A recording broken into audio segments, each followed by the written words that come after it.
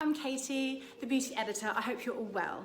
I'm here today to give you my second top tip on how to avoid those pesky ingrown hairs from forming. So with that in mind, let's talk about shaving. If you shave following the grain of your hairs, you're much less likely to get ingrown hairs. And this is because when we shave in the direction of the hairs, we're chopping them off at skin level, and they have a nice exit point to come out all straight and not go back into the skin. However, in contrast, if we were to shave against the grain, what we're doing is we are cutting the hairs off at below skin level.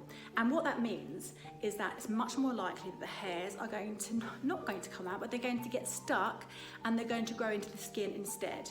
And this can be really, really painful. When you've got lots of ingrown hairs, there's nothing worse. I used to suffer with them really, really badly before I had laser treatment, before I had laser hair removal. The second point I want to make is about razor hygiene. How many of us are changing them on a weekly basis? Remember, every single time we shave, we are scooping up hundreds and thousands of microorganisms and nasty bacteria and skin cells and all sorts of nasties. They're all ending up just here. And then we give it a nice rinse under the hot water. But that's the problem. It looks clean, but it's not. We've only removed the visible debris by running it under the hot water. The bacteria and microorganisms that can cause infection are still here.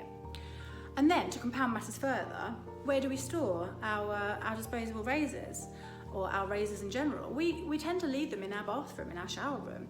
And these are naturally moist areas, which of course is the perfect breeding ground for these nasty microorganisms.